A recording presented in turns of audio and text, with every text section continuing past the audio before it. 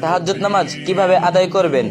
রাসূলুল্লাহ সাল্লাল্লাহু আলাইহি ওয়াসাল্লাম বলেছেন, ফরজ নামাজের পর সবচেয়ে উত্তম নামাজ হলো রাতের নামাজ তাহাজ্জুদ। সহিহ মুসলিম। তাহাজ্জুদ মানুষকে আল্লাহর আরো কাছাকাছি নিয়ে যায় এবং অন্তরে প্রশান্তি এনে দেয়। এই নামাজে রয়েছে এমন এক শক্তি যা দুঃখকে শান্তিতে এবং ব্যথাকে আশায় রূপান্তর করে। তাহাজ্জুদ নামাজ পড়ার ধাপসমূহ: রাতের শেষ তৃতীয়াংশে জাগুন।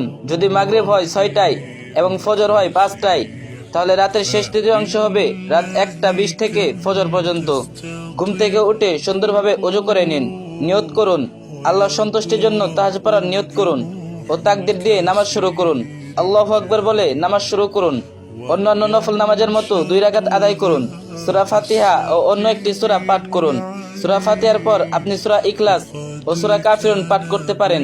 এগুলো গভীর অর্থবোধক ও বিশেষভাবে সুপারিশকৃত। সেজদায় অথবা নামাজ শেষে খালেস অন্তরে দোয়া করুন। আল্লাহর কাছে যা কিছু আপনার মনে আছে, কষ্ট, আশা, ভয়, ভালোবাসা সব খুলে বলুন। এই সময়টি হলো দোয়া কবুলের সবচেয়ে বরকতময় সময়। সালাম ফিরে নামাজ শেষ করুন। তাহাজ্জুদের পর বিতর নামাজ আদায় করুন। তাহাজ্জুদের শেষে 1, 3 বা 5 রাকাত বিতর নামাজ পড়ার উত্তম সুন্নত। কেন রাতের শেষ অংশে নামাজ পড়বেন? রাসূল সাল্লাল্লাহু আলাইহি ওয়াসাল্লাম বলেছেন, প্রতি রাতে যখন রাতের শেষ তৃতীয়াংশ অবশিষ্ট থাকে, তখন আমাদের রব আল্লাহ নিচের আসমানে অবতরণ করেন এবং বলেন, কে আছো আমাকে ডাকবে, আমি তার ডাকে সাড়া দেব। কে কিছু চাইবে, আমি তাকে দেব। কে ক্ষমা চাইবে, আমি তাকে ক্ষমা করব। সহিহ বুখারী। এই সময় আল্লাহর বান্দা সবচেয়ে কাছে থাকেন। এটি দোয়ার সবচেয়ে শক্তিশালী সময়। যদি আপনি নিয়মিত তাহাজ্জুদ পড়তে না পারেন, ইচ্ছা থাকলে আল্লাহ আপনাকে পুরস্কৃত করবেন। রাসূলুল্লাহ সাল্লাল্লাহু আলাইহি ওয়াসাল্লাম বলেছেন, কর্মের প্রতিদান নিয়তের উপর নির্ভরশীল। সহিহ বুখারী। যে কোনো ভালো কাজ করার নিয়ত করে কিন্তু করতে না পারে, তার জন্য পূর্ণ সওয়াব লেখা হয়। সহিহ বুখারী। এক মন সয়ে যাওয়া কথা।